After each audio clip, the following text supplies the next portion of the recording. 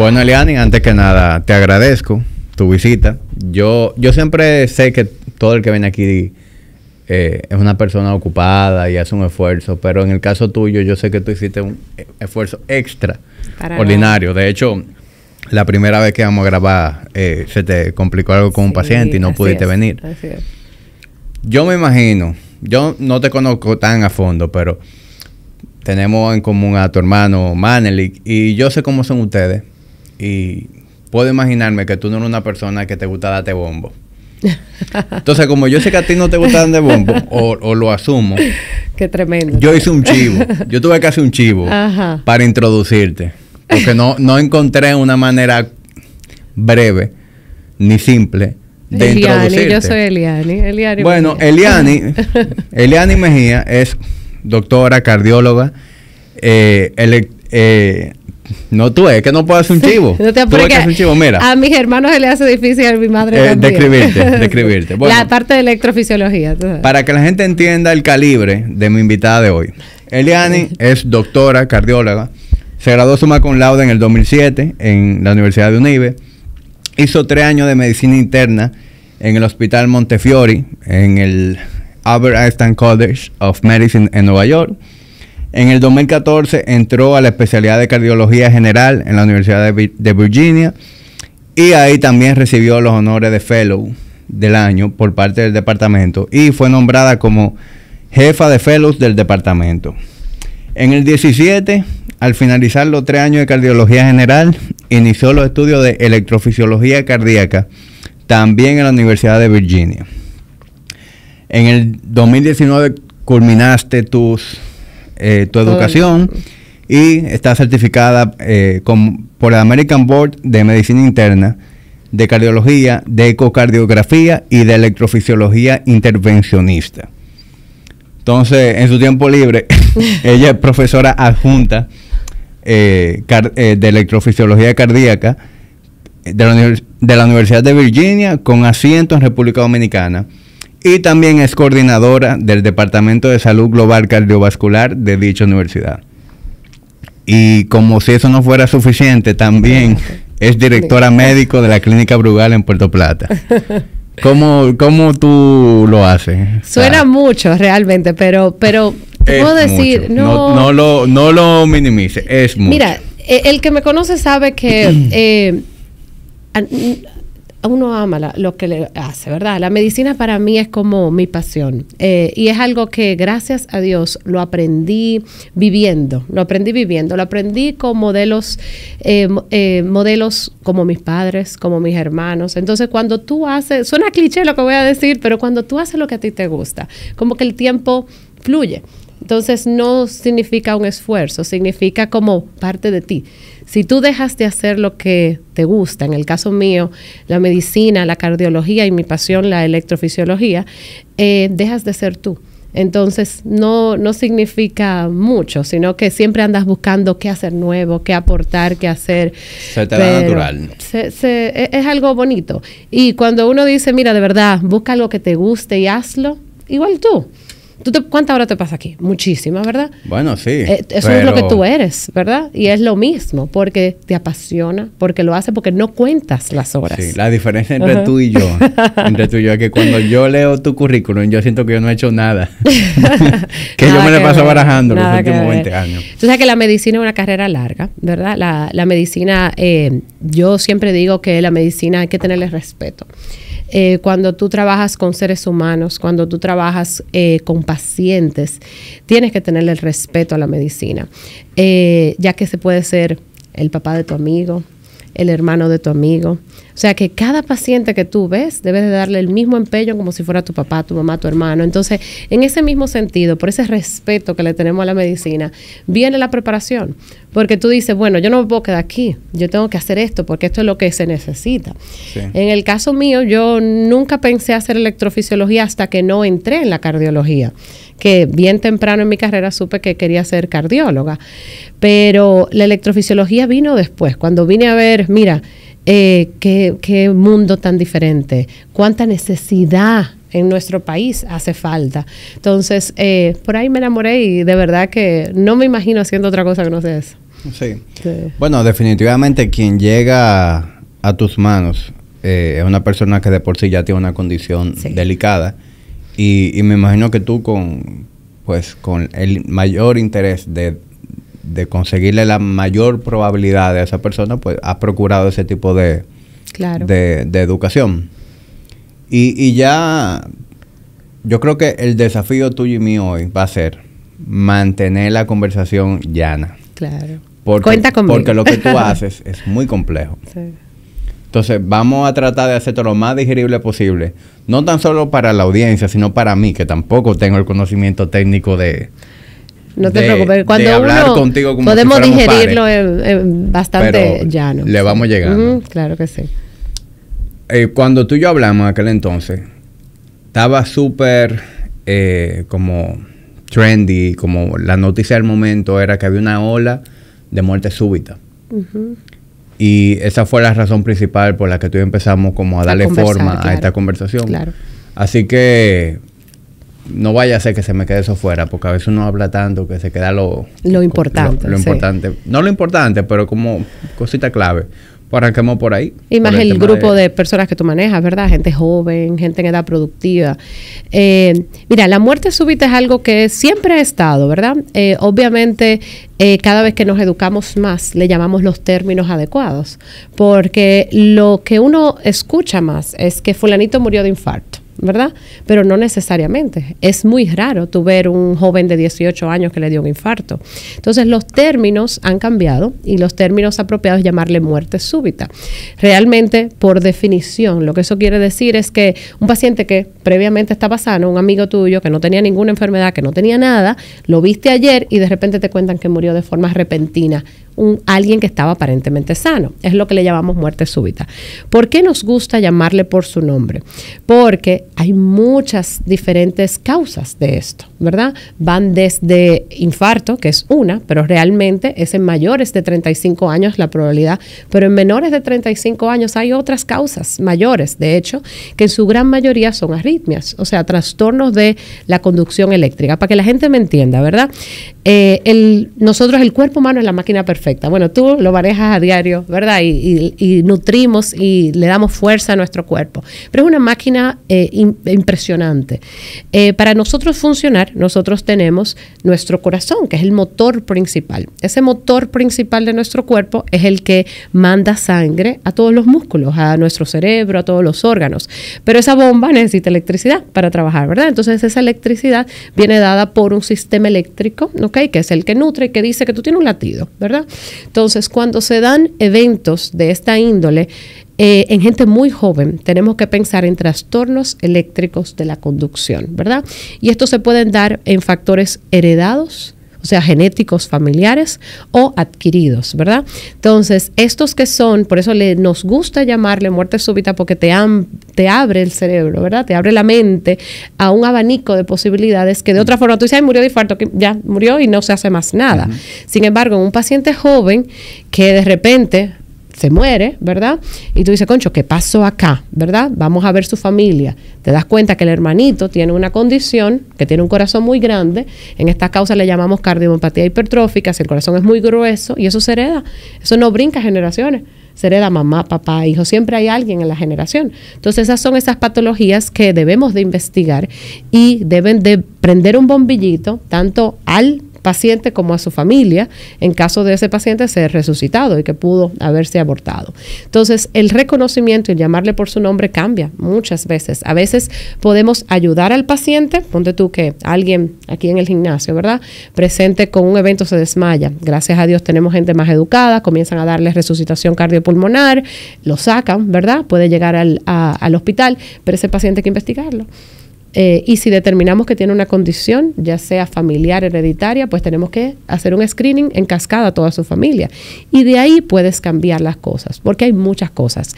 Cardiomiopatía hipertrófica es uno, hay otros que se llaman sarcoidosis, que son enfermedades que afectan el músculo del corazón y por ende afectan el sistema de conducción.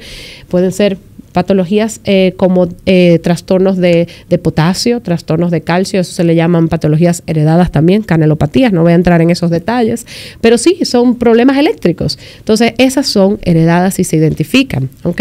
Te digo, como en países más desarrollados que nosotros, donde llevan un sistema de salud organizado, pues hacen autopsia obligatoria a todos esos pacientes que han muerto de forma repentina sin causa alguna. Entonces comenzamos a conocer el por qué esa persona muere. Entonces, en base a eso hacemos estadística y en base a eso prevenimos y tomamos acción. Entonces, el hecho de que se haya difuminado mucho aquí es porque es aparatoso tú tener un deportista, ¿verdad? Una gente joven que todo el mundo creía sano y es el prototipo de salud, de la gente que está en salud. Tú ves una gente joven, fuerte, que se ejercita, que te corre un maratón y tú dices, concho, pero estaba todo tan perfecto. ¿Y qué pasó? ¿Verdad? Entonces, ese prototipo causa mucho ruido en la sociedad y realmente es una pérdida impresionante. Tú pierdes una persona en la edad más productiva y gente joven, capaz de hacer muchas cosas. Entonces es muy traumático para la sociedad y para la comunidad en general. Entonces se ha difuminado aún más, sin embargo, debemos de hacer conciencia sobre esto. De hecho, nosotros empezamos una campaña sobre muerte súbita y crear ciudades cardioprotegidas, que eso es lo que yo desearía que todos aprendiéramos, ¿verdad? Cómo tú educar, por ejemplo, en ambientes donde hay mucha gente que está, ya sea una estación de metro, un aeropuerto, cómo debemos, centros comerciales, todos reconocer dónde está el desfibrilador, ¿verdad? Dónde está ese aparatico que tú ves que está rojo, que tú rompes, ¿verdad? ¿Dónde está? Porque si alguien se desmaya, tú aunque no sepas de nada, tú se lo colocas ahí en el pecho al paciente, él lee el ritmo y determina si le va a dar un choque o no, porque la gran mayoría son problemas eléctricos, como se llaman taquicardias ventriculares o fibrilación. Entonces, ese aparatico te salva la vida en lo que tú llamas el 911 y esa persona que tuvo esa inteligencia de decir, mira, yo voy a buscar dónde está el desfibrilador, déjame buscarlo y ponérselo ahí, no tengo que hacer más nada, eso lo hace solo y dice aléjese incluso. Entonces, todo eso y comenzar a darle resucitación, ya tú le cambias la vida. Y le devuelves potencialmente la vida a una persona joven. Entonces, de ahí ya nosotros los médicos nos encargamos de lo demás. Cómo prevenir, cómo evitar las recurrencias, hay muchas cosas que se hacen en ese aspecto. Eso que tú dices de tener ese conocimiento, realmente eso es algo en lo que queda tanto por hacer. Sí. Yo tuve por aquí meses atrás el doctor Luis Alcántara. Sí. El doctor es de ortopeda, se dedica a lo que es... Lo queremos mucho. Sí, claro que lo conozco.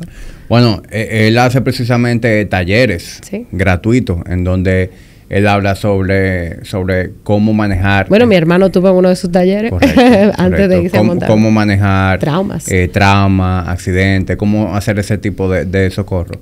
Que desde el punto de vista cardíaco, pues hace falta hacer lo mismo. Totalmente. Y ahora que tú lo dices, yo soy uno que yo no me fijo si en un centro comercial, si donde yo estoy, hay un desfibrilador. Así es. Yo sé dónde está la salida de emergencia, muchas veces uno ve el extintor, etcétera, pero ese detalle yo lo paso por alto. Así es. Que ya me voy de aquí con esa tarea de empezar. Y déjame decirte, no solamente tú, debemos hacer campañas en donde, y nosotros hicimos, tengo la suerte de tener buenos estudiantes, tú sabes, hay estudiantes de tanto de UNIBE, de que les gusta, y hicimos un estudio. Agarramos un cuestionario, un formulario, más de 500 personas, y entrevistamos a personas en centros realmente de mucha población. Puede ser, así mismo como te dije, había una escuela, había un centro comercial, había la estación de metro, hasta un hospital, ¿ok? Y esos cuestionarios se hicieron tanto en las 3 ciudades principales, Santo Domingo, Santiago y Puerto Plata. Y preguntamos, ¿qué tú harías si alguien se desmaya? ¿Qué tú harías? Tú sabes qué es un desfibrilador. Y la data fue bastante esperada, ¿verdad? La gente no sabe. Algunos sí saben qué es resucitación cardiopulmonar. Muchos saben qué es CPR, ¿verdad? Porque lo han visto en las películas y demás. Muchos de ellos no saben si se atreven a hacerlo, ¿ok? Lo cual es algo importante, básico. Importante. Y tú dices, concho, me voy a quedar viendo a la persona ahí, ni siquiera le voy a tomar el pulso, ¿verdad? O sea, y hay una ley que nos protege. Esa es la ley del buen samaritano, que dice que aunque cualquier cosa pase, tú estás protegido. Aunque el paciente muera, no pasa nada. Tú no eres cargo de eso. Tú actúas en el mejor de los, o sea, al beneficio del paciente o del que está al lado tuyo. Y perdón que te interrumpa. Pero interesantemente, más del 60%. Sabía, pero tenía dudas de actuar. Sabía que era un desfibrilador, lo que es interesante, pero no sabía usarlo. Entonces nos falta mucha educación y crear conciencia de que todos podemos hacer algo en base a eso. En todos mis proyectos hay constantes que me acompañan, los hierros que nunca decepcionan, un equipo de personas que son excepcionales y una entidad aliada a mis ideas. Banco Popular, siempre a tu lado. Yo puedo imaginarme que mucha gente se pudiera frenar a la hora de hacer esa resucitación manual. Claro. Por probablemente temor a empeorar la situación. Porque cuando tú no vives de eso, a lo mejor tú cogiste un curso una vez, tú tienes cierta noción, pero a la hora de la verdad, en el aprieto, tú dices, no, pero ahorita me pongo yo y le hago daño. Y lo que hago es que le hago daño. Pero entiendo que no hay manera de que lo que sea que tú hagas sea peor que no hacer nada. Totalmente. Lo primero es, y de hecho tenemos el ABC, eso es clásico y los dan en las clases. De hecho, en las escuelas ya se está incorporando un poquito más, pero nos falta como sociedad a nivel gubernamental es reforzar un poquito más eso. Pero sí, de hecho, tomar el pulso. Alguien se desmaya, y esperan un rato. De hecho, hay videos donde tú puedes ver atletas que nadie va y le toma el pulso.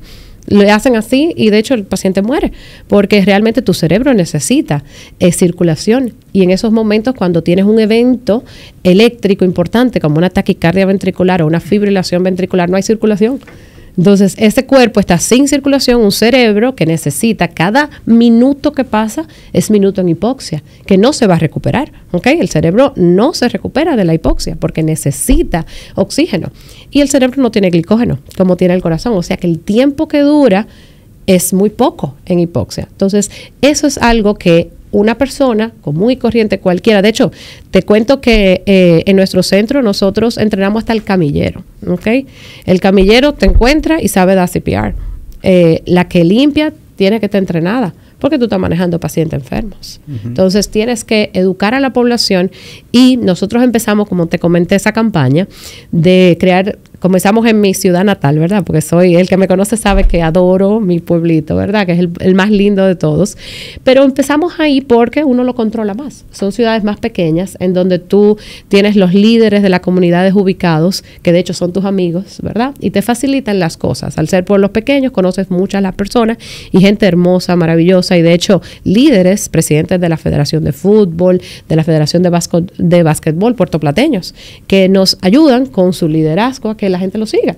Entonces empezamos a hacer esa campaña, nos prestaron los centros educativos y comenzamos a darle clase a los profesores de deporte de la escuela pública, a los profesores de deporte de las escuelas privadas, a los directores y los entrenadores de estos jóvenes y encantado, adivina que todo el mundo fue en su día libre porque quería aprender y eso lo hacemos periódicamente para ya luego viene la fase 2 de proveerle con Dios delante ya el año que viene Dios nos va a ayudar a proveerle las herramientas para que ellos las sepan usar, que son los desfibriladores y así tú vas creando poquito a poco ciudades cardioprotegidas y vas educando y vas creando conciencia. Si cada quien aporta su granito de arena, pues hacemos cada vez más. Eso está excelente. Eliani, como tú bien dices, hizo mucho ruido o hace mucho ruido cuando mueren personas jóvenes, claro, personas que practican deporte. Muy catastrófico. Pero también algo que hizo mucho ruido fue la posible relación con la vacuna. Claro. De hecho, aquí se han armado debates bien acalorados por algunos que dicen que la vacuna no es responsable de eso y otros que con mucha firmeza dicen que hay evidencia de que la vacuna, que desarrolla miocarditis. Sí. ¿Cuál es tu opinión sobre ese tema tan Sí, es un tema muy controversial y realmente tengo que decir que dentro de todo, no todas las vacunas son iguales, número uno, ¿verdad? Hay diferentes tipos y mecanismos de acción de la vacuna, ¿verdad? Las vacunas que se pusieron aquí en su gran mayoría no se asocian tanto con estos eventos, ¿verdad? Las vacunas, sin mencionar nombre comercial, que utilizan el mecanismo de RNA, son aquellas que se asociaron con una reacción inflamatoria, pero realmente en una baja proporción, quiero que lo sepas. Tenemos que entender si es un efecto adverso, pero estamos hablando de que pasamos una pandemia de un COVID-19 en donde afectó al mundo completo, ¿ok? Un COVID-19 que mató muchas personas. Evidentemente se hizo un esfuerzo impresionante. De hecho, quien creó ese mecanismo de la vacuna de RNA, la nombraron una mujer, ¿verdad? Una mujer, premio Nobel, ¿ok? Premio Nobel recientemente, porque ese mecanismo entiendo que va a revolucionar la medicina. Entendiendo que si tienes un medicamento que tiene un riesgo de un 1%, ¿ok?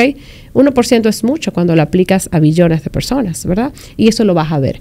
Evidentemente sí hay efectos adversos con ese tipo de vacuna que se vieron en esa proporción que cuando mides riesgos-beneficios, el beneficio fue mucho mayor.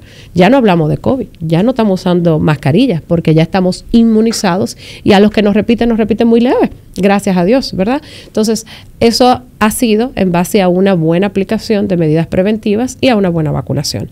Ahora, ese 1% que tú dices, Concho, de 100 me toca 1, sí, pero 99 le fue bien, ¿verdad?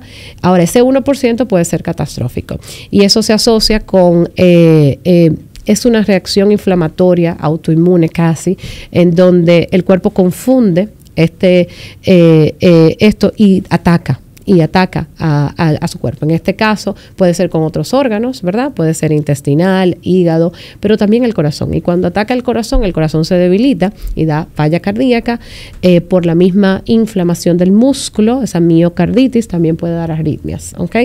Y estas son esas cosas que se han visto y se han descrito.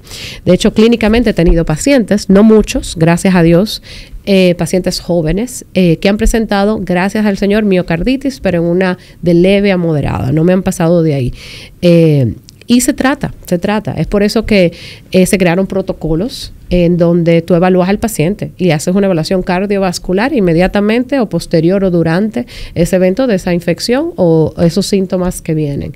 Tanto desde el punto de vista de ver que no haya arritmias, vi unas cuantas arritmias, bastantes, de hecho, arritmias ventriculares en el proceso de infección del mismo virus y también por algunos efectos que el mismo virus puede provocar miocarditis, ¿ok? Como todos, ¿verdad? Y hay otros virus herpes que han dado años. Lo que pasa es que no afectó a todos. Entonces, la proporción es mayor. La que se relaciona es la RNA, sí. La vacuna que más se aplicó aquí, ¿verdad? La que más... La de los ojitos así. Sí, esa no tiene mucha relación. No, realmente no. Por el mecanismo de acción. Realmente no, y fue la que más se usó aquí. Fue la vacuna, la Sinovac. Perdón, dije el nombre comercial, pero realmente fue la China, que esa fue la que más se usó. Ya luego vieron la AstraZeneca, vienen las otras, que son de la RNA de virus, tanto la Pfizer como la Moderna, y fueron buenas, nos ayudaron en todo. Sin embargo, tiene ese efecto adverso ya conocido, en una proporción menor, ¿okay? Como todo. Cuando tomas un medicamento, ¿cuáles son los efectos adversos, doctora? ¿Verdad? Todo tienen efectos adversos. Ahí viene la proporción. ¿Cuál es el riesgo-beneficio? Y pones en una balanza lo que tenemos. Evidentemente, tienes un paciente con muchas comorbilidades, no quieres que le des un virus tan severo. Entonces, ahí eliges ese paciente para tener una vacuna que potencialmente lo va a proteger contra enfermedad severa. Definitivamente, creo que como sociedad lo hicimos bien, ¿ok? Como sociedad a nivel epidemiológico lo hicimos bien. Lamentablemente son catástrofes que pasan y eso son cíclicas, ¿ok? Tenemos pandemias cíclicas y será selección natural, ¿verdad? Será porque realmente tuve familias que le dieron más severas que a otras y tú dirás, ¿por qué? Tú dices, ¿por qué esa familia? Hubieron varios miembros de la familia que murieron dentro de la misma familia. ¿Será algo dentro de su sistema que lo hace reaccionar más agresivamente? Probablemente sí, ¿verdad? Entonces, es algo que tenemos que seguir aprendiendo y cada vez más aprendemos más. También yo tengo entendido que gran parte de las muertes, sobre todo en esa primera ola de contagio, Sí. fueron producto de que aún no se sabía cómo manejar la enfermedad. Así es. Entonces, luego ese proceso se fue, digamos que refinando, fueron viendo, no, mira, no podemos conectar un ventilador de una vez, algo tan sencillo como eso. Correcto. Y de hecho, mucha gente falleció porque lo conectaron rápidamente a un ventilador, Así es. que Y se dice que no fue. tratamos de evitarlo, ¿verdad? Lo más que se pueda. Así es. Sí, es que nos agarró de golpe a todos, ¿verdad? Nos agarró de golpe a todos. Y te puedo decir que en nuestro país se manejó muy bien, ¿ok? Se manejó muy bien. Yo acababa de llegar. Te puedo decir que a mí me pasó de todo. Porque, como tú dijiste, en el 2019, a final, fue que yo me gradué. Entonces, mi sueño de toda la vida, dije, bueno, regreso a mi país, vamos a hacer tal cosa, vamos a montar mi laboratorio, bla, bla, bla, bla. 2020 está ya, ¿verdad? COVID-19, la pandemia y todo. ¿Qué vamos a hacer? Dime, ¿qué vamos a hacer? Y realmente fue duro para todos. Para los médicos fue muy duro. Para mí, yo te puedo decir, ahora lo digo retrospectivamente, pero yo pasé por un trance que yo te puedo decir que mi familia lo sintió, yo lo sentí. Nunca he sido una persona que se deprime, pero si estuve cerca de estarlo, creo que fue en ese momento, porque toda tu vida está en pausa. Y tú después de tantos años, ¿verdad? Estudiando, y tú dices, ya voy, arriba, vamos arriba, ya tú has comprado el equipo y todo.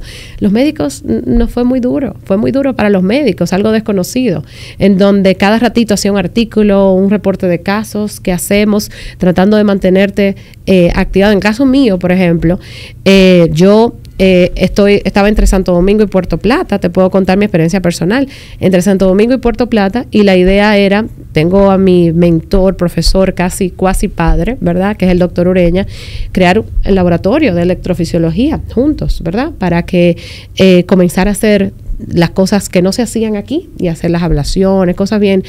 Adivina qué, todos esos equipos se quedaron con plástico puestos por unos buen tiempo. Hasta el 21, me imagino. Así mismo es, con plástico. Entonces, me fui a mi pueblo a pasar la pandemia y comencé a ver a mis amigos enfermándose. ¿Okay? Yo dije, espérate, pero yo no lo voy a mandar al hospital.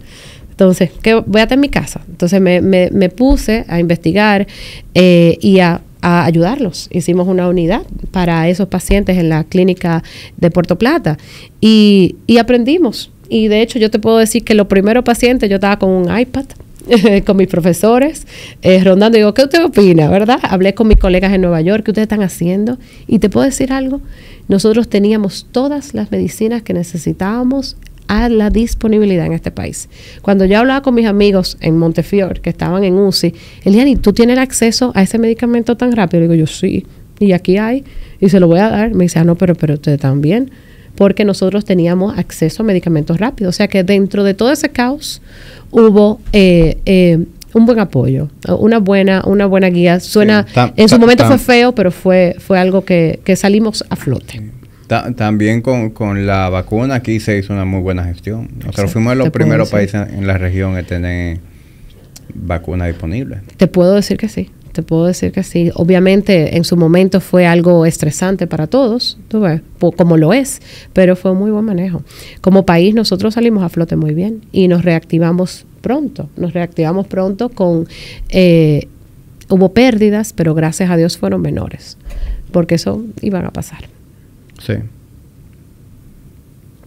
Eliani, lo que tú de las cosas que tú haces en tu práctica, la gente ha escuchado mucho lo que es un famoso marcapaso, lo que es una ablación, pero viéndolo desde el punto de vista de las conversaciones que suelo tener aquí, que son muy orientadas a prevención, a ser proactivos, definitivamente el que llega donde ti se voló ese paso o tiene una condición congénita, que también es eso no es responsabilidad de la persona, sino las cartas que le dio papá Dios. Así es. Entonces, quisiera que tú me ayudes como a hacerle entender a las personas realmente en qué consiste lo que tú haces.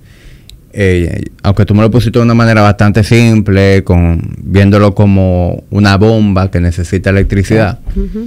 Pero ¿cuáles son las prácticas que se dan comunes en tu consulta? Y ¿qué podemos hacer para para no llegar ahí, aquellos Claro, que no tienen claro. una condición congénita. Mira, siguiéndote en esa línea de explicarlo de forma simple, cuando hablamos, vamos a hablar como ingenieros eléctricos, ¿verdad? Que tenemos que trabajar. La electricidad puede estar, esa conducción eléctrica, o muy rápida o muy lenta. ¿Verdad que sí? Muy rápida o muy lenta. Cuando está muy rápida, tienes algún cortocircuito que se dispara, para que lo entiendan un poquito más llano. Y eso puede ir bastante rápido, ¿ok? Ahí van otros trastornos y eso es lo que le llamamos taquiarritmias, ¿ok? Taquicardias, te lo puedes llamar, pero taquicardias pueden ser hasta de los normales, de los ritmos normales rápidos. Cuando están muy lentos, ¿verdad? Esos ritmos muy lentos, que son frecuencias muy lentas, patológicamente lentas y hasta con bloqueos, es como cuando la luz se te va de forma intermitente, ¿verdad? Esos son lo que le llamamos bradicardias o bradiarritmias. De forma general, las bradiarritmias pueden presentarse hasta en gente joven, ¿okay? Como lo dices, ¿verdad? Esos ritmos muy lentos pueden ser heredados o algunas patologías de base heredadas o adquiridas, pero generalmente heredadas si son muy jóvenes. Tengo pacientes de 10 años con bloqueo AV completo, ¿verdad? Y esos pacientes se le pone un marcapasos, ¿verdad? El marcapasos es un generador que simplemente, así te lo voy a explicar de forma eléctrica, tiene cables que funcionan como antenas, que lo conectas al músculo, al tejido cardíaco y literalmente manda electricidad cuando no hay. Entonces vamos a poner que esto es como un inversor que realmente muy inteligente, es capaz de escuchar lo que hace tu corazón, interpretarlo y saber si necesitas electricidad para que tengas una frecuencia cardíaca regular, ¿verdad? Y eso es lo que hace un marcapasos. Si se va la luz, tú no pierdes la corriente. No te dé lo que le llamamos síncope, que es la pérdida súbita del conocimiento, ¿verdad? En esos casos puede ser una causa por frecuencias cardíacas muy lentas o bloqueos o pausas muy prolongadas. Este marcapasos me va a ayudar a prevenir que mi frecuencia cardíaca baje mucho, cuando esas frecuencias son patológicamente bajitas. Yo soy una persona que valora mucho lo práctico y busco crear eficiencias en mi día a día. Por eso, siempre he visto el valor de traer mis pedidos por Domex. En mis años como cliente, siempre he visto cómo persiguen mejorar la experiencia de sus usuarios.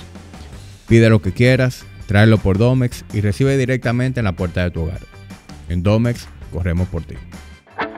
En el otro caso de las taquiarritmias, estamos aquí hablando, ¿verdad? Normalmente, y hay pacientes que así, de repente, la frecuencia cardíaca se le dispara, 180, 200 latidos por minuto. Entonces, eso no es normal, ¿ok? Algunos que no se dan seguimiento o tienen mucho, creen que es hasta un trastorno del pánico, ¿verdad? He tenido pacientes, generalmente mujeres, como en los 40, en donde trastorno del pánico. Porque de repente siente que se están ahogando, me sofoco, incluso le dan ansiolíticos, pero cuando llegan a la emergencia no hay nada. Pero ¿qué nos ha ayudado mucho? Todas estas tecnologías. Ahora, la tecnología, te digo que... Los wearables.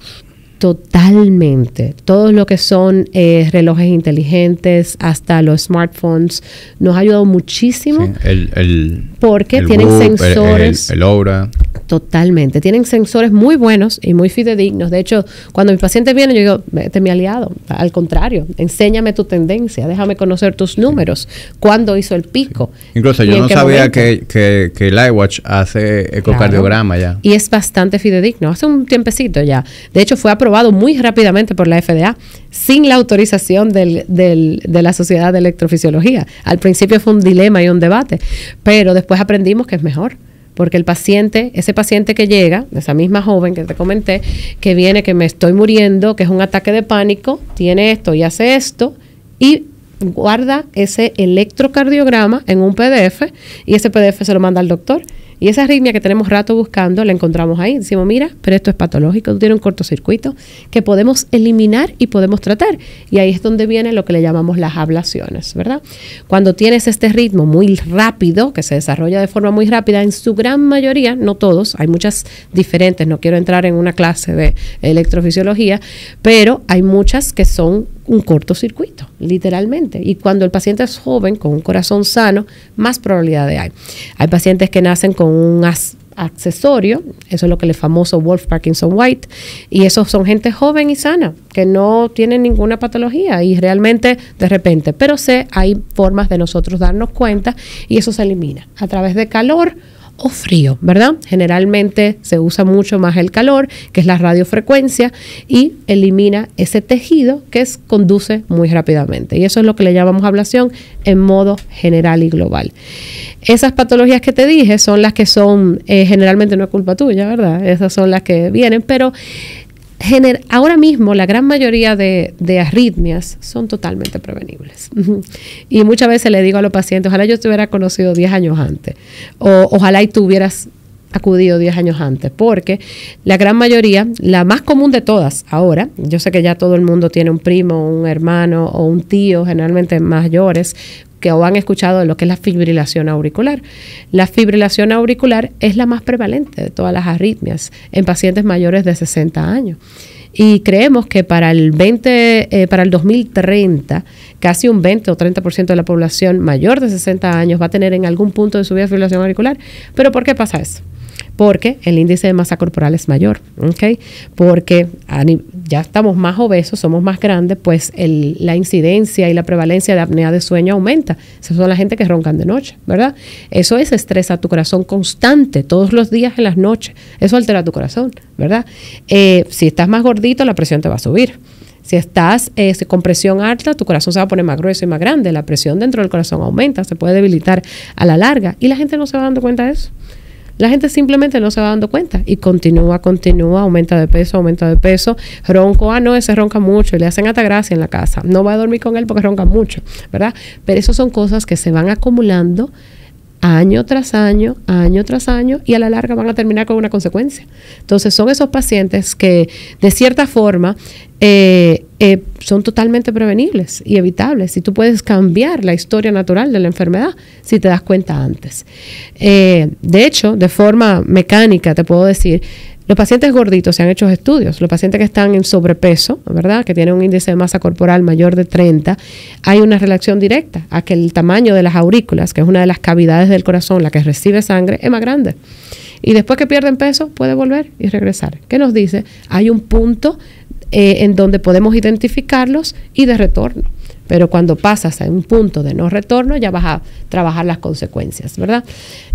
Actualmente me llegan muchos pacientes en ese ámbito, en donde tú dices, Concho, me hubiese encantado conocerte un poquito antes, aunque hay casos y hay casos. Hay casos que de todas formas le iba a pasar, pero tú puedes definitivamente retrasar ese proceso y esa evolución de esa enfermedad. Y la razón por la cual yo busco tener este tipo de conversaciones es para llegarle a esa persona que debió haber ido donde ti de años antes. Que la gente pueda hacer conciencia y hacer una especie como de checklist con las cosas que se comentan aquí y reconocer si es importante que tú vayas a una consulta. O sea, explorar más allá, no simplemente normalizar las cosas, porque mira cómo tú pones ese ejemplo del sueño. Tú sabes la cantidad de gente que ronca y simplemente ve eso como algo normal. Claro. Yo siempre he roncado. Yo siempre he roncado. O mi papá ronca. Sí.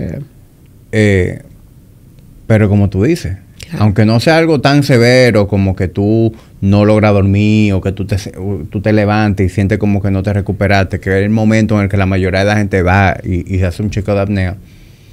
Verdaderamente, como tú dices, tú le estás poniendo un estrés totalmente constante a tu corazón constante, y eso es acumulativo. Totalmente. Es como el agua al que le cae a la roca, ¿verdad? Tanto le cae la gota que hace un hoyo, y la roca es fuerte. Es la misma cosa y es lo constante. Y lo que pasa con la apnea de sueño es que es consecuencia, es como un síndrome, es parte del mismo síndrome metabólico que uno les llama, ¿verdad? Esos pacientes en sobrepeso, trastornos de hipertensión, aumento de la circunferencia abdominal, un cuello un poquito más grande, se vuelve un poquito más obstructiva la dinámica respiratoria. Estos pacientes van a tener colesterol aumentado. Entonces, es ese círculo vicioso que hay que romper. Cuando hablamos de apnea de sueño en particular, es una de las causas de tener arritmias y de tener hipertensión y de tener accidentes cerebrovasculares.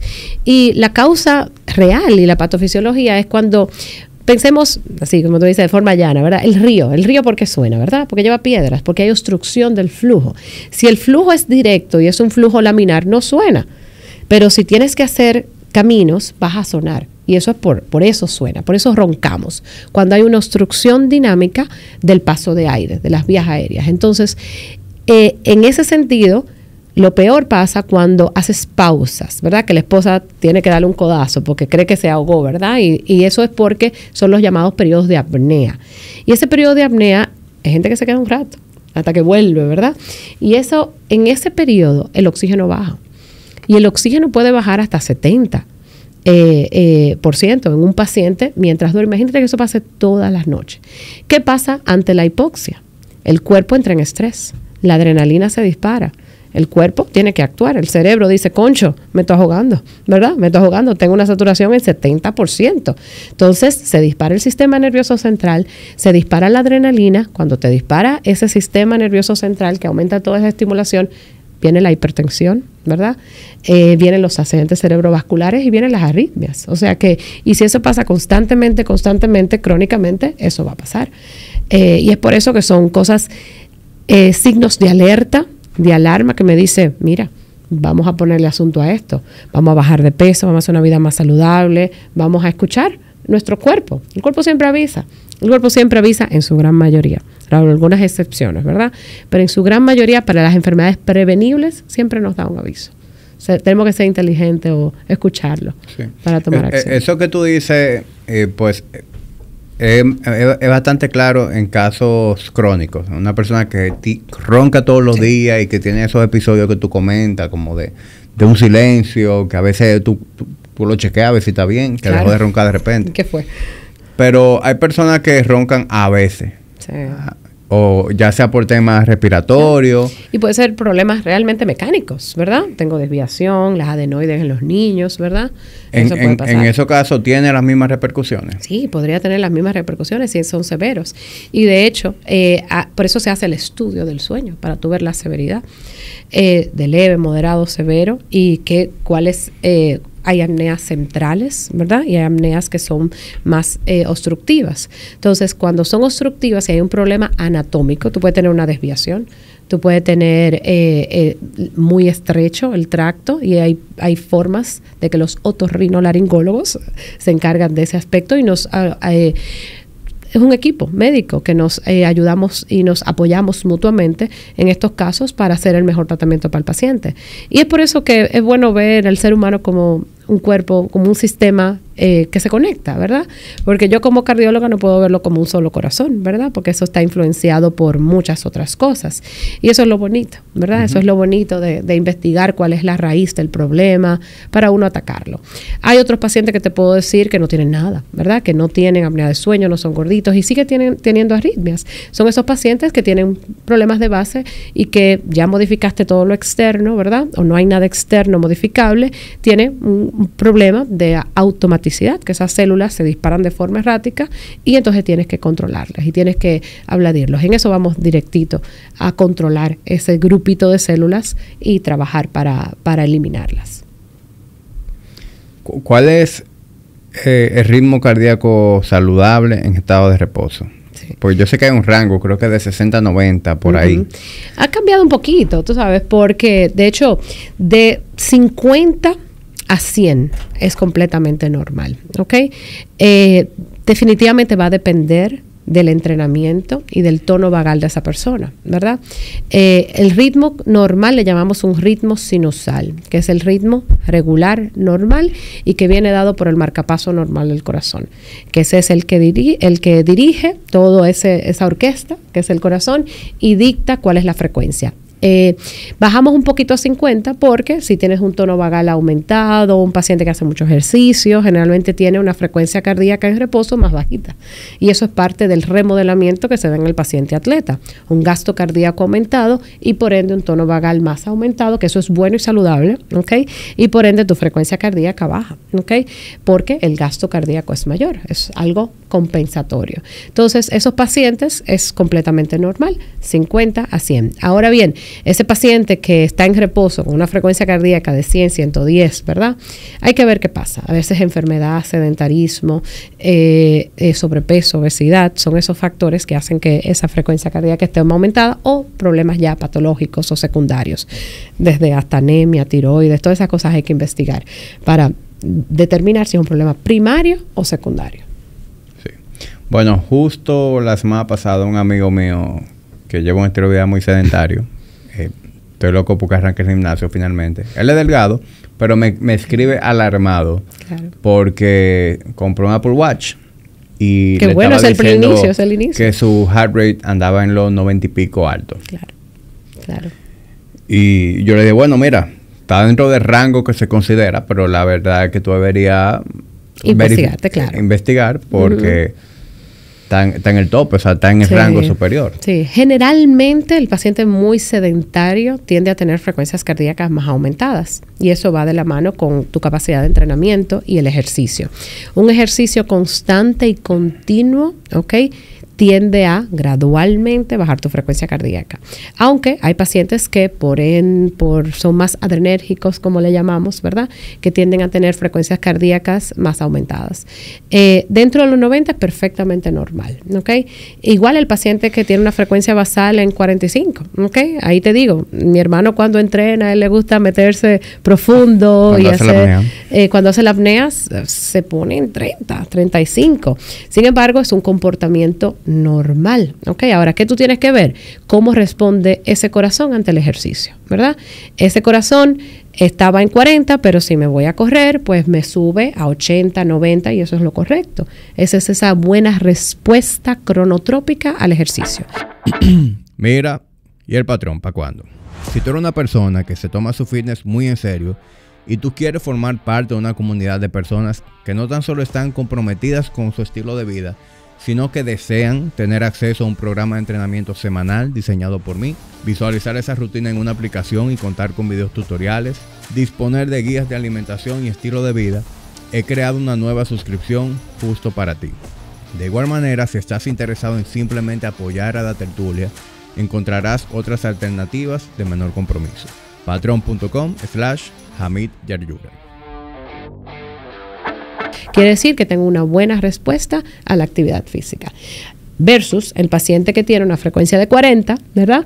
Y por más que yo camine, por más que corra, pues la frecuencia se me queda en 40, como mucho 50. Ese es un paciente que yo le digo, tú ves, ahí hay una disfunción del marcapaso normal de su corazón, porque no responde ante la demanda. Es como un carro mecánico que anda siempre en segunda. Tú lo quieres llevar más, pero tú andas forzado, ¿verdad? Entonces, así mismo anda tu corazón, tú andas en segunda todo el tiempo, porque no puede aumentar la frecuencia cardíaca a la demanda. Entonces, ese es el paciente que se cansa mucho. Y ese paciente que puede terminar con un marcapasos, por disfunción del marcapaso normal del corazón, y eso es lo que le llamamos disfunción sinusal. Pero eso hay que investigarlo. Todo paciente en la adultez tiene que tener un chequeo cardiovascular completo. Todo paciente. ¿Con qué frecuencia? Mira, anual, si el paciente es sano. Si el paciente es sano, anual. Y tú vas a determinar qué tan agresivo eres en los estudios diagnósticos, dependiendo de lo que encuentres. Pero ya tú tienes que saber tus números, tienes que saber cómo está tu colesterol, tú tienes que saber cómo está tu presión y darle seguimiento a eso, porque el cuerpo es dinámico. Somos unas máquinas perfectas, acuérdate que hablamos desde el punto de vista mecánico, somos una máquina perfecta, esa máquina va a cambiar. Tu carro, ¿cuántas veces tú lo llevas a chequear? Cada 5,000 kilómetros. ¿Verdad? Yo a mí no me pregunte, pero yo no le hago caso. Pero alguien en tu pero casa alguien le pendiente. hace caso, ¿verdad? Yo le va a dijo, salió algo rojo, pero hay que chequearlo. De la misma forma, esta máquina que utilizamos, el corazón late 80,000 a 100,000 latidos en 24 horas. No para nunca.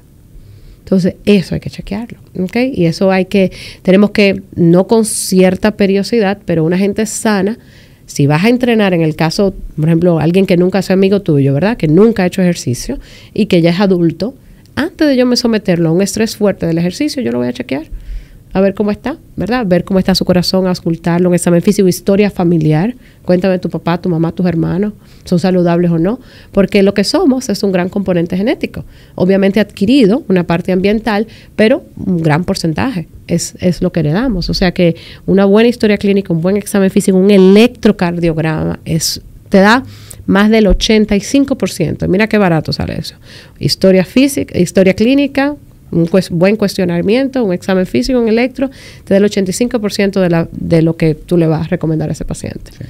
Tú sabes que eso es algo incluso que yo quiero implementar dentro de mi modelo. Uh-huh.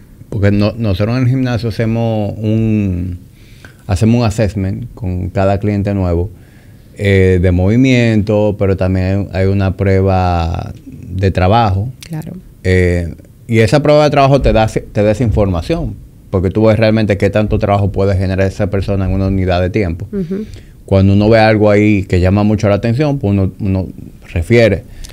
Pero sí yo quisiera como darle un nivel un poquito más clínico dentro de lo que es nuestro scope de trabajo, porque afortunadamente nunca he tenido experiencia negativa con un cliente, pero hay que prevenir y nuestro rol, porque yo veo lo que nosotros hacemos como una medicina preventiva. Totalmente. Nosotros somos proveedores de salud preventiva.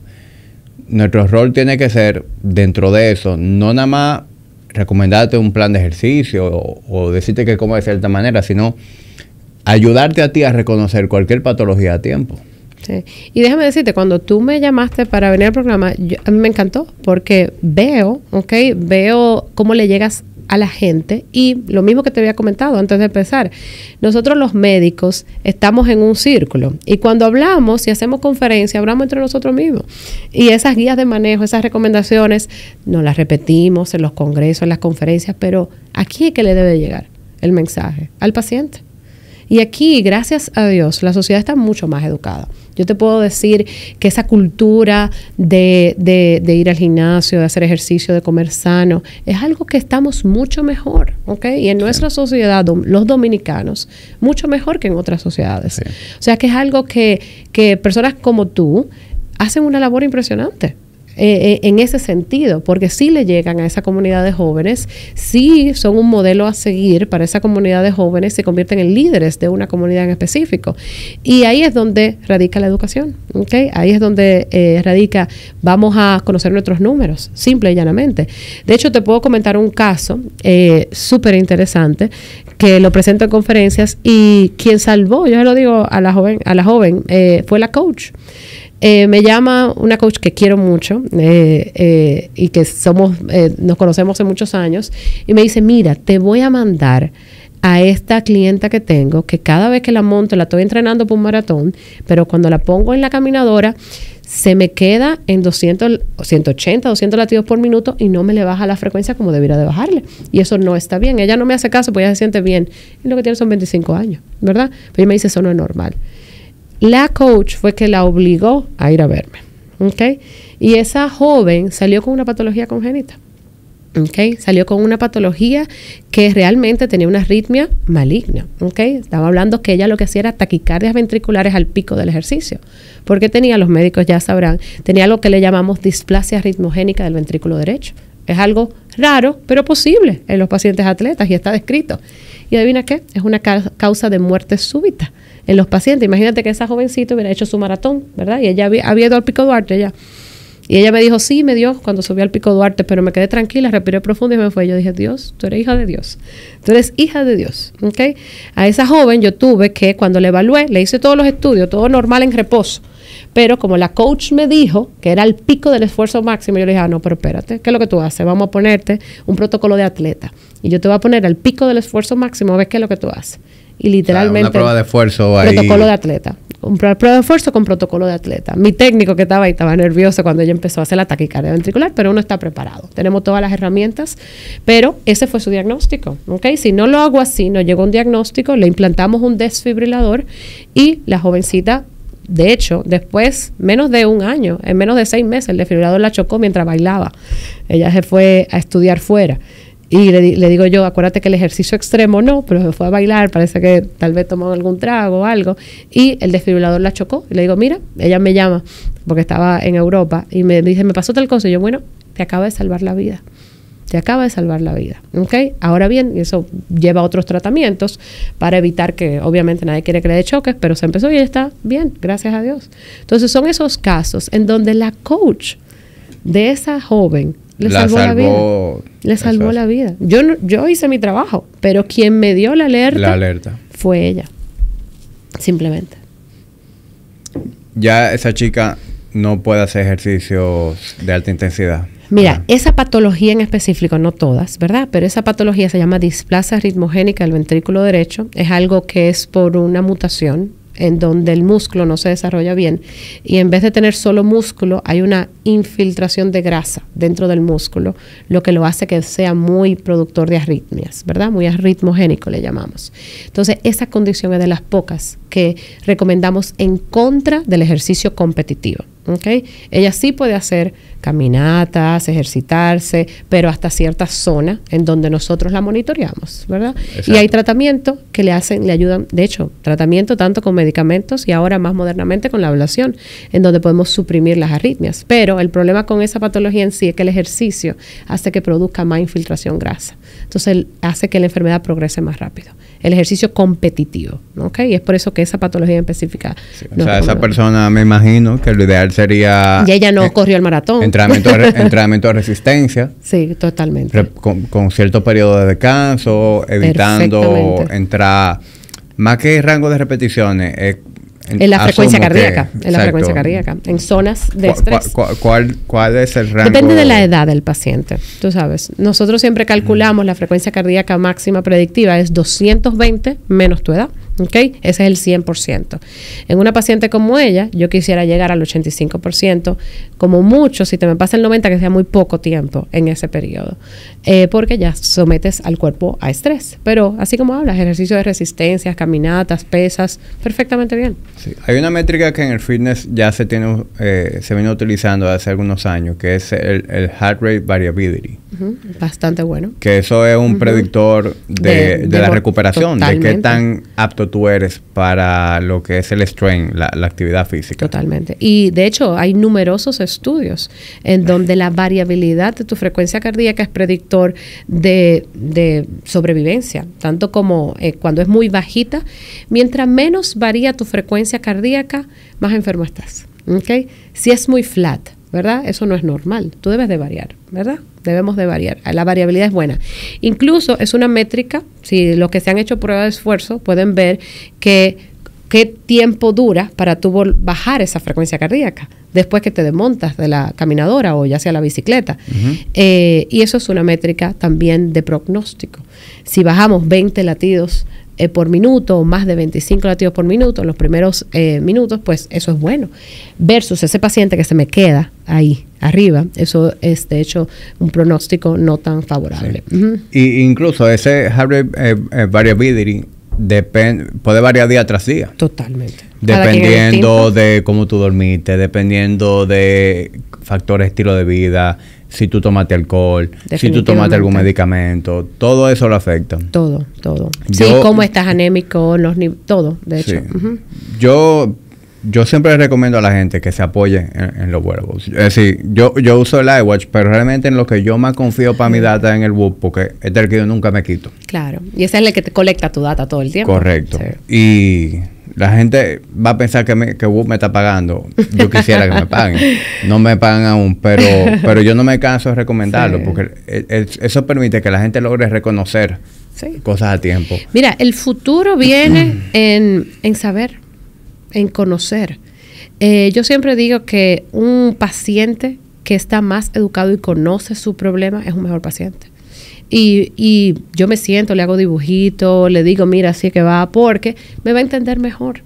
Y asimismo, cuando él entiende mejor su condición, es más adherido a su tratamiento. Es un mejor paciente y sabe cuándo alertar y sabe cuándo no hay un problema. Entonces, de hecho, en el ámbito nuestro, nosotros, la Sociedad Americana del Ritmo, hizo un congreso totalmente aparte, por eso mismo, por la salud digital. Ha evolucionado demasiado, ¿ok? Tenemos sensores hasta corneales, que son lentes de contacto, que nos dicen la glucosa, que nos dicen cómo estamos. ¿Tú entiendes? Son tanta información que tenemos, que podemos capturar, que nosotros los médicos tenemos que saber también cómo manejarla y cómo utilizar toda esa data infinita que puede llegar hacia nosotros en beneficio de los pacientes. Porque también, ¿qué vamos a hacer con toda esa data? Entonces, en el ámbito nuestro, se hizo un congreso aparte para manejar toda esa tecnología que capta data de pacientes, específicamente en la parte de monitoreo cardíaco y de ritmo, que se llama HRX, como la X, ¿verdad? Porque hay muchas opciones y hay muchos factores. Y eso va más allá, se va a desarrollar impresionantemente y tenemos que movernos con esa onda. con esa onda. Yo tengo pacientes, a mí me encanta, mis pacientes ingenieros son mis mejores pacientes, pues son metódicos y colectan todo, como que el cerebro cliqueamos, ¿verdad? Trabajamos en la misma sintonía y vienen, me hablan su celular o me hablan su iPad y me dicen, mira doctora, aquí están mis números y miren lo que pasó y estos son mis medicamentos y ya yo tengo una idea global. ¿Ok? Obviamente dice, concho, te anota mucho. No, pero eso lo colecta la data. No que voy a decirle a todo el mundo que lo haga. Definitivamente no, ¿eh? No hay que estar chequeando. Ahora, periódicamente tienes que saber tus números.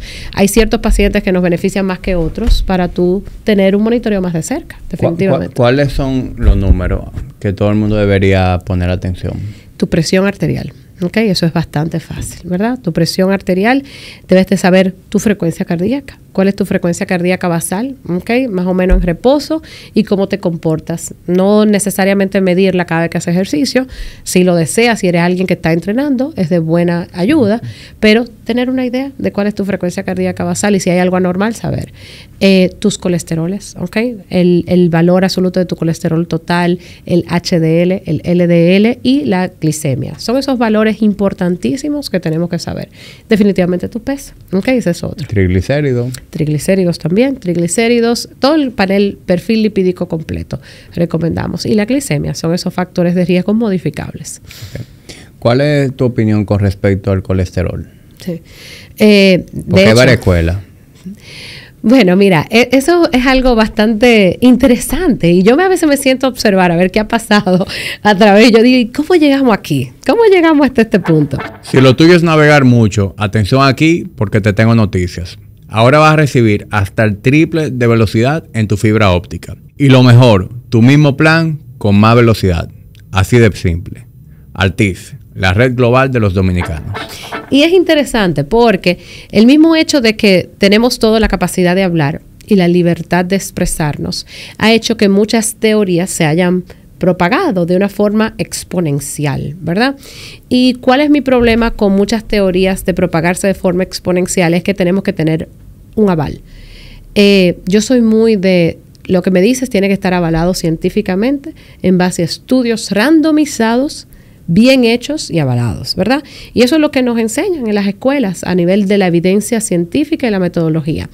El problema que vengo con esas teorías de que dicen que el colesterol es bueno, hay que tenerlo muy alto, es que no podemos generalizar, ¿ok?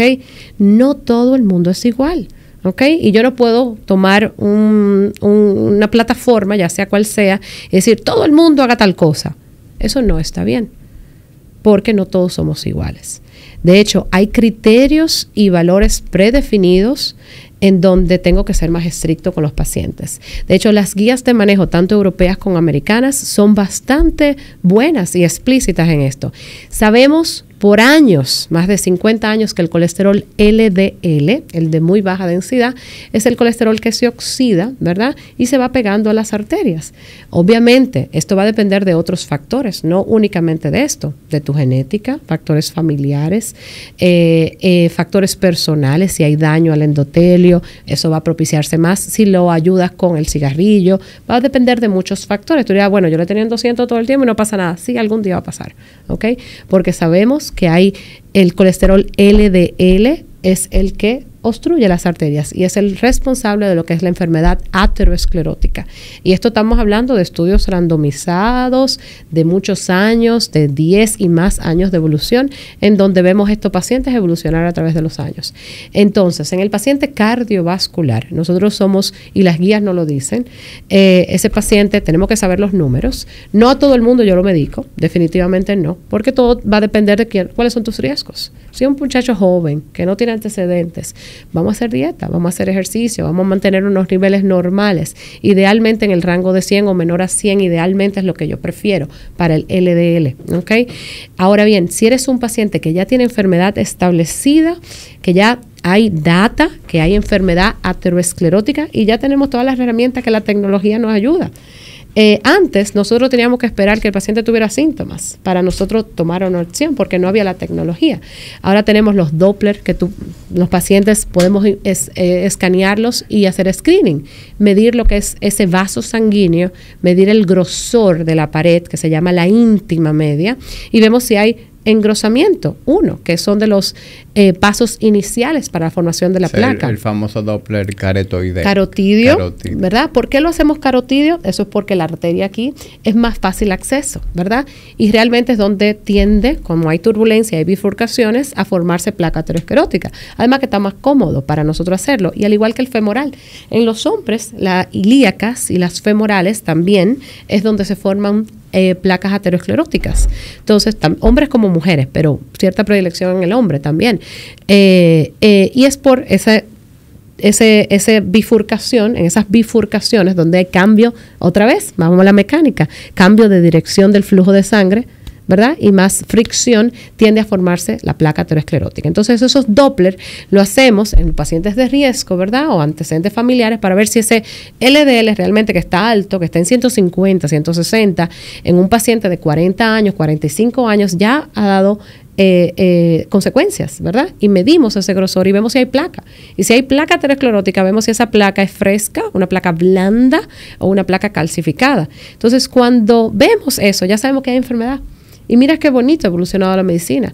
Cuando yo me doy cuenta, cuando hay una placa de un 10%, de un 15%, para que haya enfermedad clínica y evidente, tiene que ser más de un 70%. Entonces, ¿qué yo voy a hacer? ¿Sentarme a esperar que ese 10% crezca a un 70%? No, vamos a tomar acción ahora que tú no tienes ningún síntoma, para que no llegues a tener un infarto. Entonces, y eso está, no lo digo yo, eso lo dicen las guías de manejo de lípidos europeas, la dicen las guías de manejo americanas, y simplemente son estudios randomizados que nos dicen que es esto, ¿verdad? Ahora bien, no, por ejemplo, yo también estoy en contra, y eso lo he expresado a mis estudiantes más que todo, porque de hecho no frecuento venir a estos programas, ¿verdad? Pero esos parámetros también que vienen cuando tú vas a un laboratorio y te dicen normal de tal a tal, también nos equivoca muchas veces, porque el paciente se lo hace por su cuenta y dice, no, normal es hasta 130, y está normal, y el paciente ha tenido un infarto, y ya le ha dado un infarto, y dice, no, yo estoy normal, estoy en 120. Para ese paciente, 120 es mucho. Si seguimos las guías de manejo actuales, 120 de un LDL, el paciente que ya ha tenido un evento cardiovascular, es mucho. Es mucho. ¿Y qué tú opinas de ese valor arbitrario del colesterol total? De que si está por encima de 220, se debe medicar. Mira, ¿o tú entiendes que hay que ver más? Sí, el colesterol total es la suma de los otros colesteroles, ¿verdad? Nada es arbitrario y nosotros no medicamos en base a un número, ¿ok? De hecho, el número es un número en adición a quién tú eres, ¿verdad? ¿Quién es la persona que lleva ese número, ¿verdad? ¿Qué edad tú tienes? ¿Tú fumaste o no fumaste? ¿Tienes enfermedad establecida o no? Nosotros no tratamos números, ¿ok? Cuando mucha gente me dice, mira eso y dime qué es. Eso, obviamente, los amigos no lo hacen, pero tiene que llamarlo. Cuéntame, ¿por qué te lo hiciste? ¿Por qué te hiciste estos estudios? ¿Qué te pasa? Cuéntame. Porque no tratamos números arbitrarios, tratamos el ser humano que lleva a esos números. Y ese paciente que tiene, no tiene nada, un muchachito joven de 30 años, 35 años, que no tiene ninguna historia clínica, un riesgo bajito, pues ese paciente, pues vamos con dieta y ejercicio, tú lo vas a bajar solo, ¿ok? Y no necesita más de ahí. Obviamente seguimiento. Versus, hay otros casos más severos que ese paciente, igual te voy a decir, 25 años de edad, en donde mi papá se murió a los 40 de un infarto masivo, ¿verdad? Mi hermano ya tiene un stent, ¿ok? Y yo tengo un colesterol LDL en 200. Eso generalmente es lo que le llamamos una hiperlipidemia familiar. Y son enfermedades que se asocian con infartos agudos al miocardio a una edad temprana. ¿Okay? Entonces, esos pacientes, aunque tengan 25, yo tengo que tratarlo agresivamente para que podamos evitar tener un evento mayor. Y eso corre en familias. Igual, esta patología, hiperlipidemia familiar, es heredada de forma autosómica dominante. No brinca generaciones. Entonces, son cosas que podemos escanear y podemos cambiar la historia natural de la enfermedad. Okay. Y con relación a ese mismo perfil lipídico, ¿tú tienes algún tipo de preferencia nutricional? Sí. De hecho, no mía, te voy a decir lo que hablo es en base a lo que hemos estudiado y lo que nos recomienda la guía. La dieta mediterránea. La dieta mediterránea generalmente es la que más nos ayuda a los pacientes cardiovasculares. Es una dieta bastante balanceada. No hay absolutos, no hay nada que los carbohidratos son malos, que las grasas son buenas. Es un balance, ¿verdad? Es un balance en donde predominan más las proteínas como el pescado, el salmón, los granos, las semillas, el aguacate, ¿ok? Los carbohidratos son necesarios por igual, pero todo en proporciones, ¿verdad? Es en todo proporciones, una taza de carbohidratos en tus alimentos y elegir carbohidratos más complejos, ¿ok? No carbohidratos simples, que eso nos ayudan con la saciedad, con la digestión, y eso a nivel cardiovascular nos ha ayudado, ¿ok? El aceite de oliva, y eso son cosas que hemos estudiado a través de los años, no yo, nuestras sociedades, a través de muchos años, y nos dice que una dieta mediterránea es lo más sostenible. Obviamente vas a ver muchas modas que van y vienen, ¿ok? Y van a seguir esas modas, porque estamos en una sociedad en donde yo quiero cosas que sucedan ahora, ¿verdad? Yo quiero bajar, tengo una boda, o el 31 me quiero poner ese vestido, tengo que bajar 10 libras. ¿Verdad? O 15 libras. Estamos hablando de más de 2 libras por semana, que eso es mucho, ¿verdad? Cuando hablamos de esa forma, la gente quiere resultados rápidos. Entonces se somete a dietas extremas en donde hay eliminación de componentes esenciales que lo necesitan. Los carbohidratos es lo más común que se elimina. Eso no es sostenible en el tiempo. Número 1, no es sostenible y no es saludable a largo plazo. Tampoco las dietas ketogénicas, ¿ok? Las dietas ketogénicas obviamente son eficientes. Obviamente vas a bajar de peso. No conozco a nadie que se haya sometido a una dieta ketogénica que no baje de peso, ¿ok? A menos que no la haga y diga que sí, que no la hace, ¿verdad? Porque cambias el metabolismo a un catabolismo y esa gluconeogénesis va destruyendo la grasa y obviamente vas a perder peso. Y vas a perder peso rápido. Ahora, ¿es sostenible en el tiempo? No. ¿Okay? No es sostenible. Por lo menos para la mayoría de la gente, porque para alguna gente sí lo es. Es decir, yo conozco gente que genuinamente tienen años comiendo de manera ketogénica, porque hay que darse esa es la manera en que disfrutan comer. Sí. Son felices con un buen trozo de carne, con una tocineta, con unos huevos. Pero la verdad es que para la mayoría de la gente no es algo sostenible a largo plazo. No es sostenible ni los extremos son buenos. Sí, y también hay gente para tu cuerpo tampoco. Sí, también hay gente que cae en lo que llaman un dirty keto diet. Totalmente. Porque una cosa es que tú comas low carb, la tocineta, con con fuente proteica magra, con ácido graso saludable. Yo lo digo comer tu salmón con aguacate rico, ¿verdad? Con aceite de oliva. Que comete bacon con usted hace una dieta keto con los chicharrones de la José Contreras. Totalmente. No es lo mismo. Y déjame decirte, ese periodo donde se puso de moda la dieta ketogénica era de eso. Sigue de moda. Sigue de moda. Sigue de moda. De hecho, por aquí tuvo el Dr. Biter, el famoso Dr. Biter. Él tuvo episodios atrás. Y alguna gente como que entendieron que yo estaba endosando la ketogénica. La dieta ketogénica. Sí. Y yo Mira, ni la recomiendo ni la practico. Pero producto de eso luego vinieron otros episodios. Por ejemplo, después vino por aquí Jorge Luis García, que tú lo conoces, es un colaborador recurrente de la tertulia. Y hicimos un episodio con el doctor Eleomar García, que es también cardiólogo. Sí, también lo conozco. Y hicimos un episodio alrededor del colesterol específicamente. Y hay mucha ciencia detrás de eso. Y Jorge ahí coincide contigo en que en base a la ciencia, la dieta que promete mejores resultados es el estilo mediterráneo. Sí, es correcto. Y él se tomó el tiempo, tú sabes, de desmenuzar el tema y de explicar casos en los que una dieta ketogénica puede ser negativa para el individuo. Porque no, es como tú dices, no se puede generalizar. No se puede generalizar. Tú no puedes decir que esto es lo que todo el mundo debería hacer. Para nada. Que el colesterol tal cosa. Porque hay gente que literalmente lo coge a como ciencia. Dios, claro ¿cierta? que sí. Y claro muchas veces ignorando las recomendaciones de su médico. Pero yo te puedo mencionar casos. Porque yo te puedo mencionar casos. Tú tienes que estar muy consciente, Eliani, de que por una razón u otra, la credibilidad hacia los médicos en los últimos años ha sido muy afectada. Especialmente cuando se ven documentales como el que vi reciente del OxyContin, Sí, ¿Cómo que sí. se llama? Bueno, de la crisis sí, de los opioides. Sí, es duro. Cuando tú ves ese duro. tipo de información, Sí. tú no crees. Eso le quita mucha credibilidad a los médicos en sentido general. Y siempre que explotan escándalos de farmacéuticas, Sí, etcétera. sí. Entonces, Y hay que, mira, yo estoy de acuerdo contigo en eso, déjame decirte. Y en ese sentido, deben de haber regulaciones. Deben de haber regulaciones. Yo te puedo decir, y el que me conoce sabe, ese mismo sentido. Cuando yo llegué al país después, que venían todos esos visitadores médicos a recomendarte su producto, yo decía, pero ¿y por qué? ¿Por qué yo lo tengo que recibir? Porque realmente eso estaba prohibido. Durante todo mi entrenamiento, yo no podía recibir una recomendación de que tú debes recetar tal cosa o X o Y cosa. Y aquí te regalan medicamentos. Mira, yo tengo una hermosa relación con las casas farmacéuticas porque de verdad que te apoyan en tus conferencias, pero yo trato de ser lo más lineal en esos aspectos. Pero te soy muy honesta, ¿ok? Va a sonar un poquito controversial. No está bien. No está bien. Y eso viene de una forma que debemos de regular al más alto nivel. No está bien que me regalen los productos para que yo se lo indique al paciente.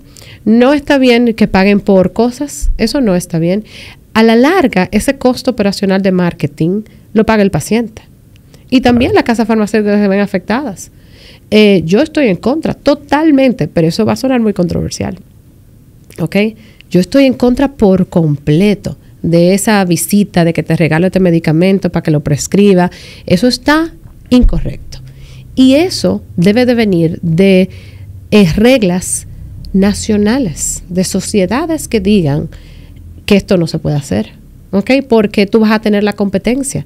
La misma casa farmacéutica, yo tengo amigos y me dicen, cocho, vamos forzados, porque si esta casa que es más grande les regaló tal cosa a este médico, yo tengo que hacer tal cosa. No está bien. Eso no, simplemente no está bien. Sí. Tenemos que tener una barra en donde tú dices, esto no está permitido, y el que lo haga es una plena violación al código médico. Y ahí yo soy bien fuerte en ese aspecto. Sí. Hay que hacerlo, y hay que hacerlo desde el punto de vista, trazar una línea, ¡pam!, para todo el mundo. Porque si no, el otro sube. Entonces, estamos como chivos sin ley. Sí. Ahora, ¿qué te puedo decir? En una sociedad donde todavía las regulaciones son débiles en ese aspecto, hay mucha información. El paciente debe de educarse a saber dónde va, cómo va y a quién va y qué información recibe.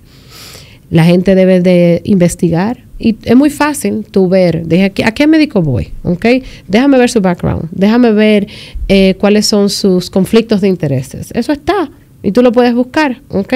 Y eso es de fácil acceso a todo el mundo, pero nadie se toma el tiempo de hacerlo.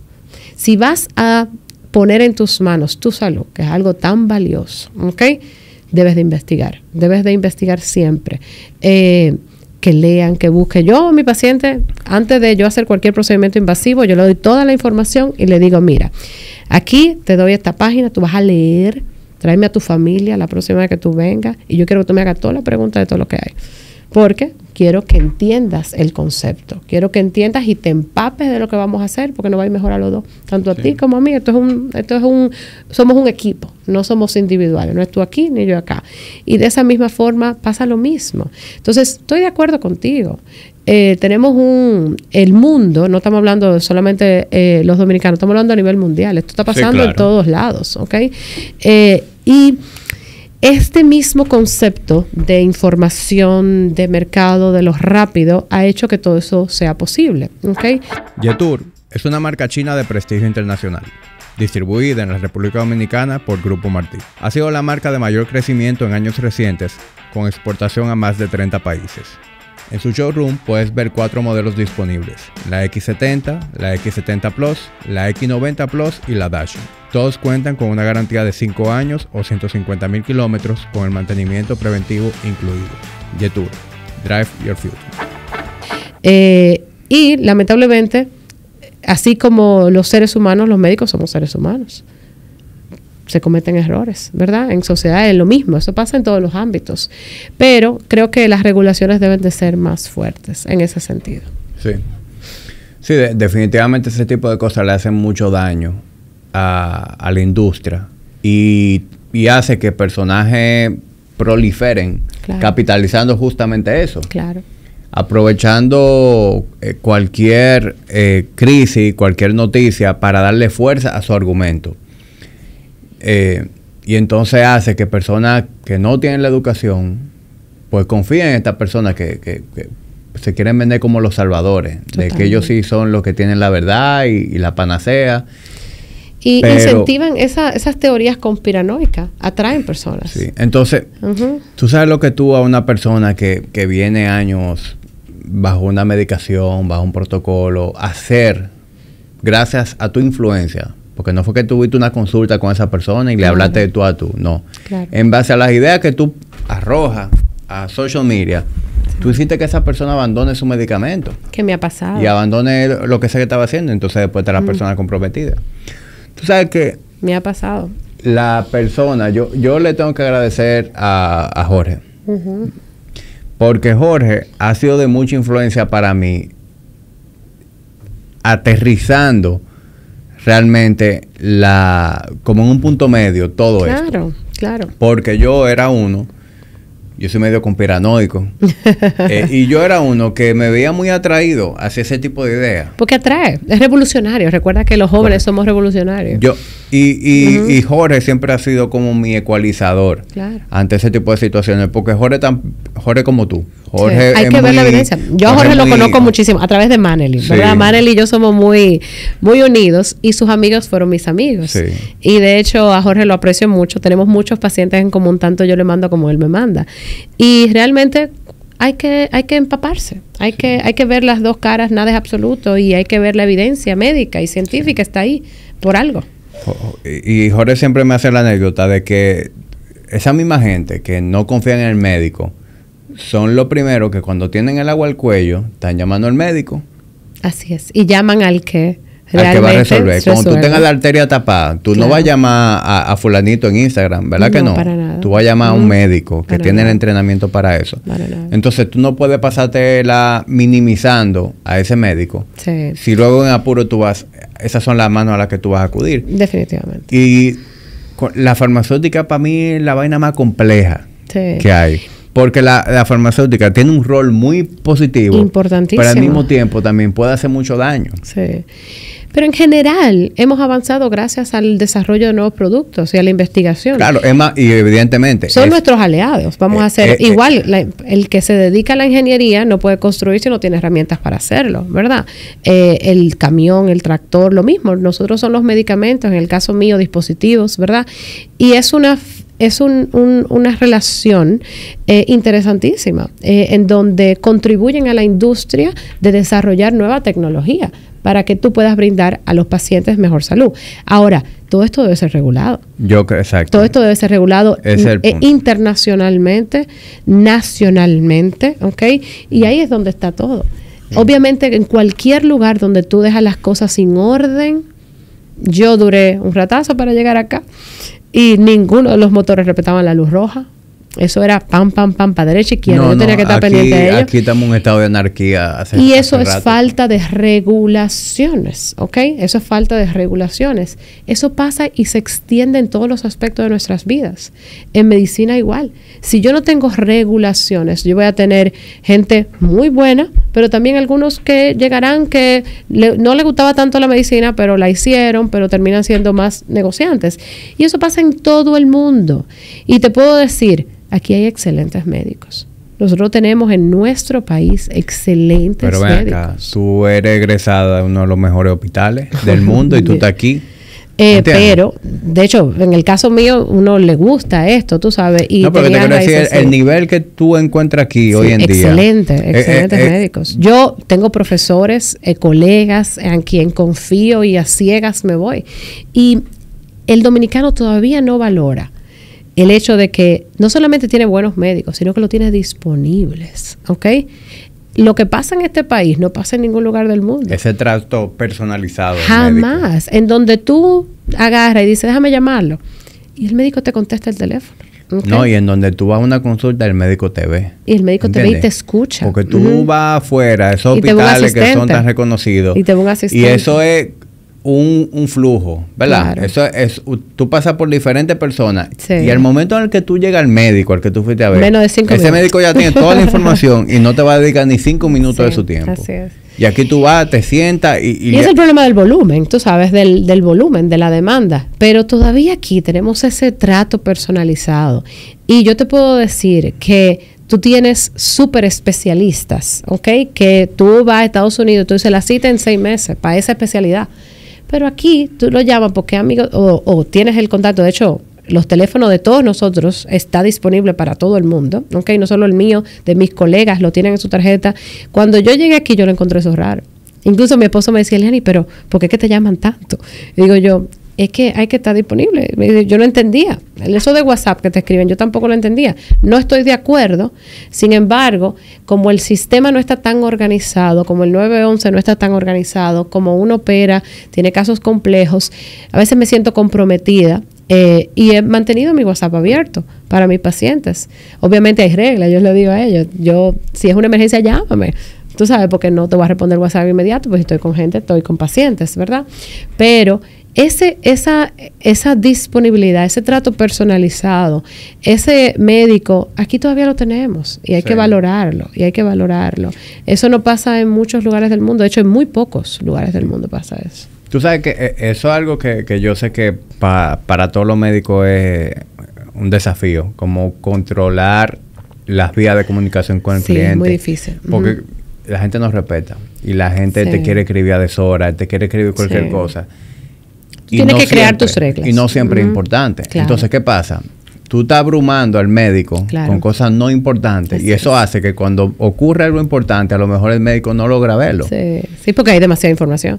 Mira, a mí me encanta la práctica que tiene Rafaelito Mena, el pediatra. Ay, sí, él me lo recomendó. A mí me encanta cómo él lo hace. Sí. Porque Mena, yo no lo Mena tengo. es otra estrella. Sí. Mena fue de los pocos, de hecho hicimos en un IBE, dimos una charla muy chula, para decirte ese paréntesis de Mena. De los pocos que nos educamos y decidimos regresar. Okay, hay un grupo muy pequeño.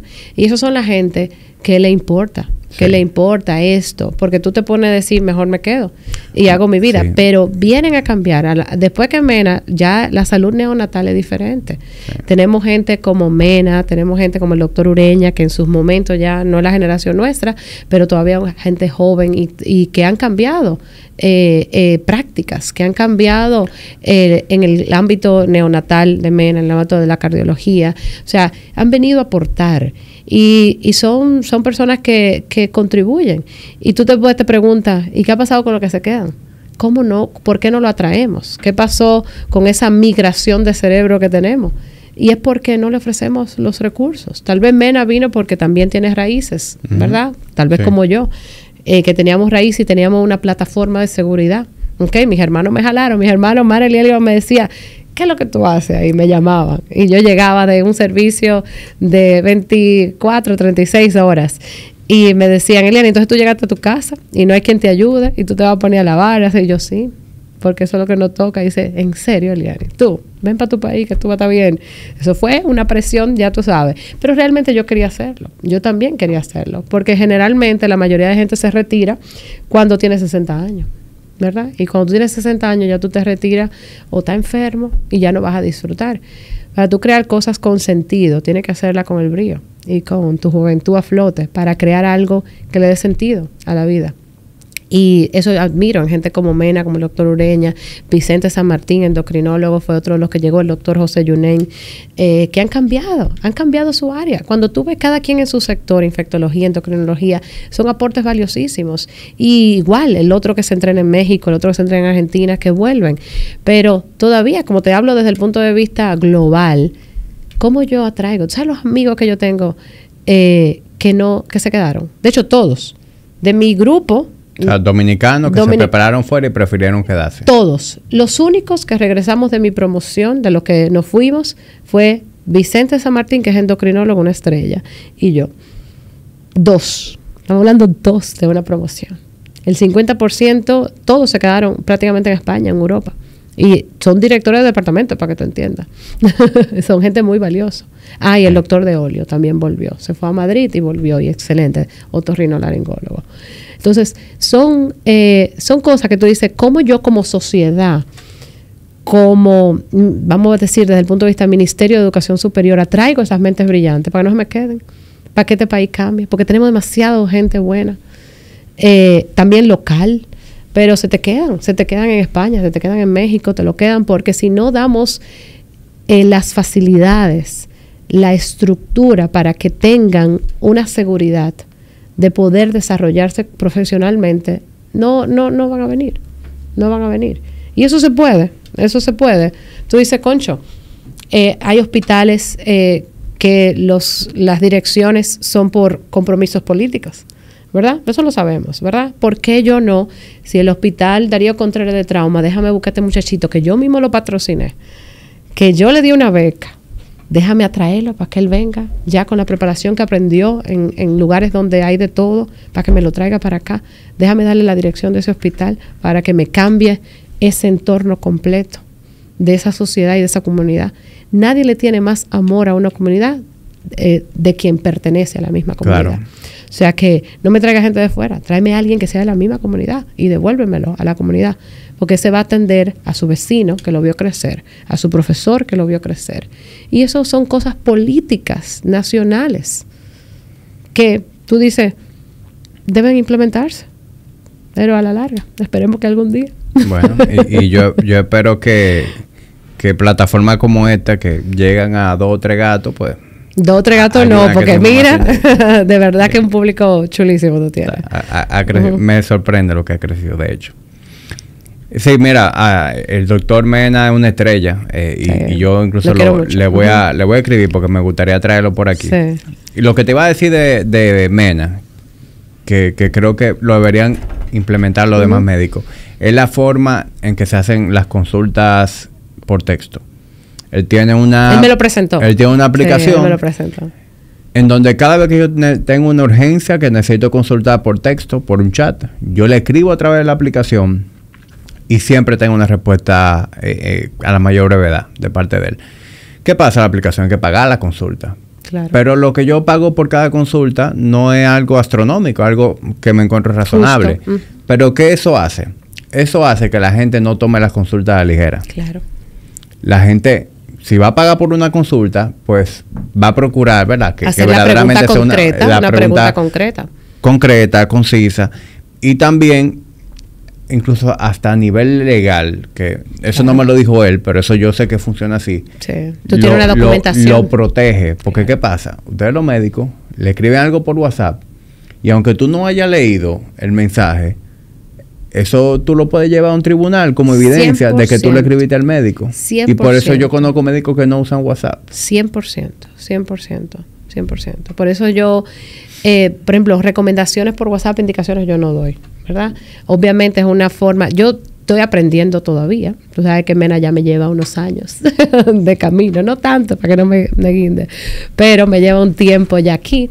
Entiendo que ese modelo es un modelo factible y que va a tomar mucho más auge. Él me lo presentó en su momento, yo todavía estoy analizando el asunto.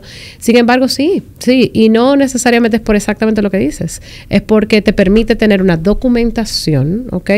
Porque eso vale, es tu historial clínico. Ponte tú un paciente que me dice, me duele el pecho, tú no me dices, eso no es nada, ¿verdad? Tú tienes que saber cuáles son las características del dolor de pecho, ¿verdad? Cuéntame qué pasó. Y tú no le vas a responder eso por WhatsApp, es una conversación que tenemos que tener, ¿verdad? Entonces, en ese aspecto sí, estoy de acuerdo con esas plataformas. Te digo que la tecnología es nuestra aliada. La tecnología nos va a ayudar muchísimo. Ahora la telemedicina ha surgido impresionantemente. Y nosotros, inclusive, los clínicos y los que hacemos procedimientos, nos auxiliamos muchísimo de las teleconsultas y las citas virtuales.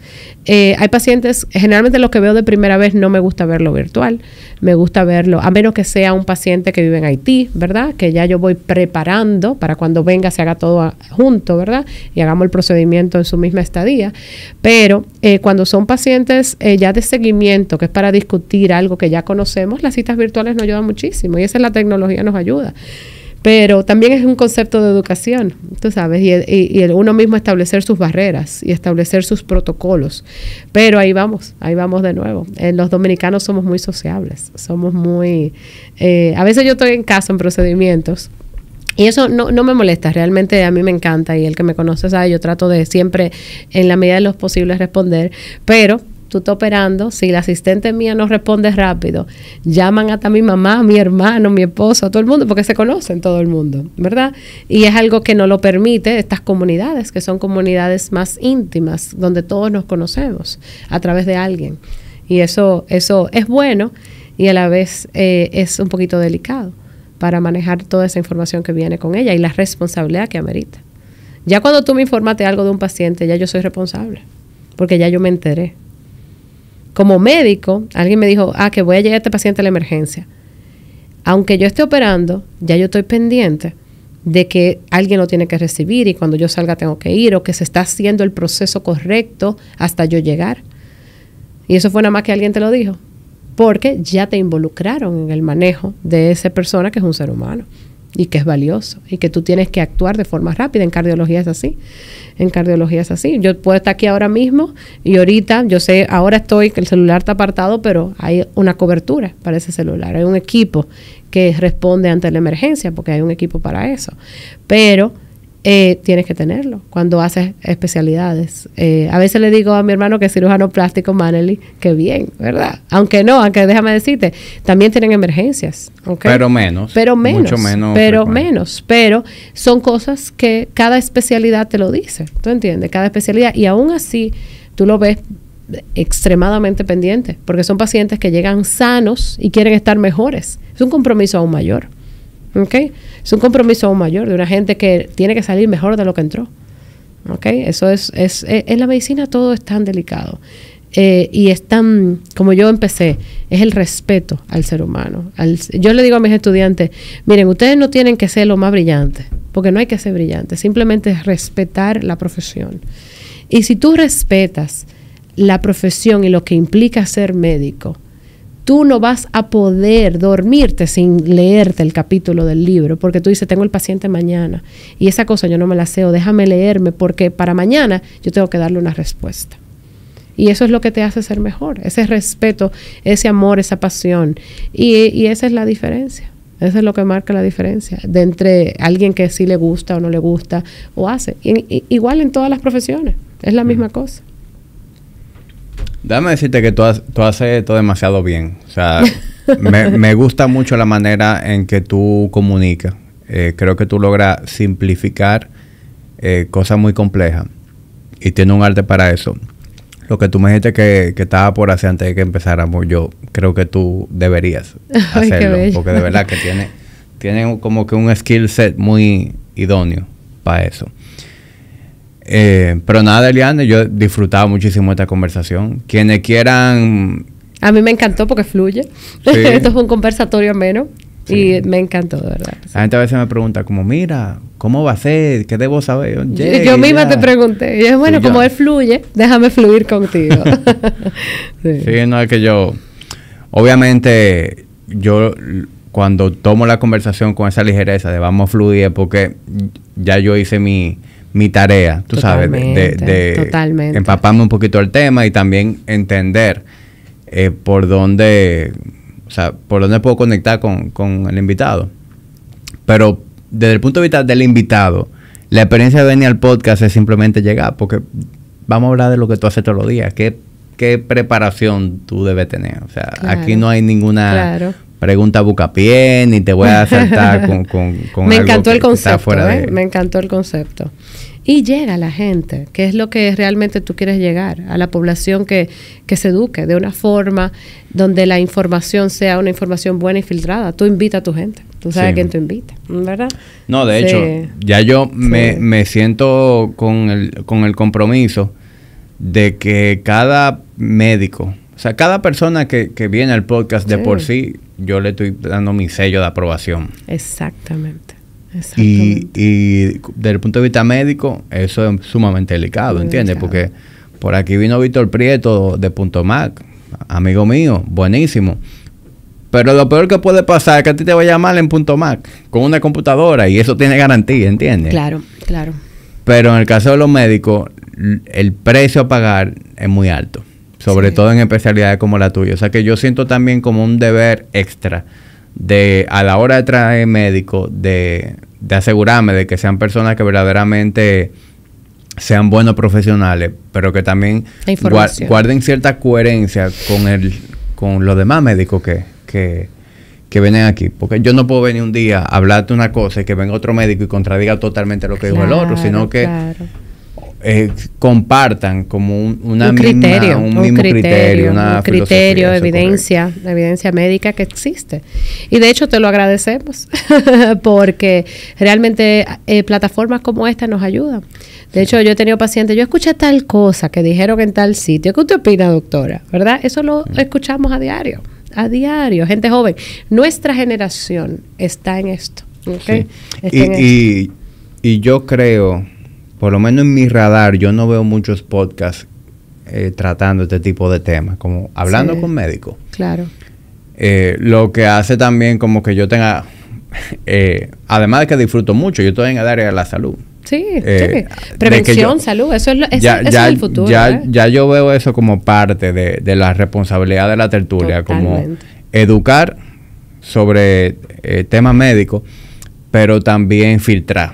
Sí. Y lo haces muy bien. Que a medida que vaya desarrollándose el podcast, esto puede ser como una especie de directorio, en donde, mira, por ahí han ido cirujanos plásticos, han ido cardiólogos, han ido neumólogos, han ido endocrinólogos. Hay que ir creando ese repertorio.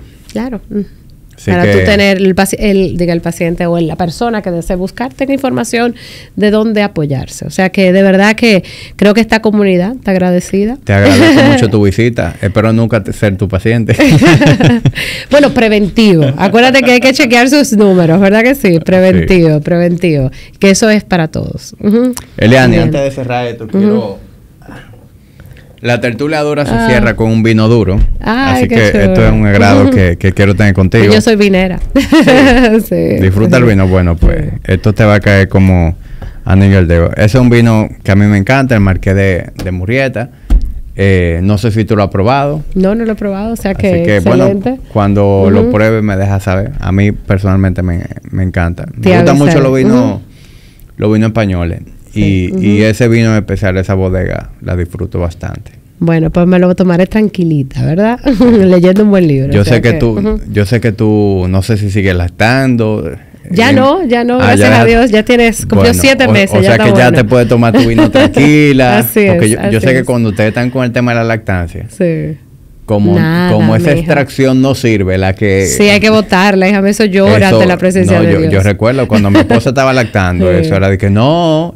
Yo no voy a dañar. No, jamás, yo no bebía. Es una locura. Cada gota eso es oro molido. O sea que eso no se bota.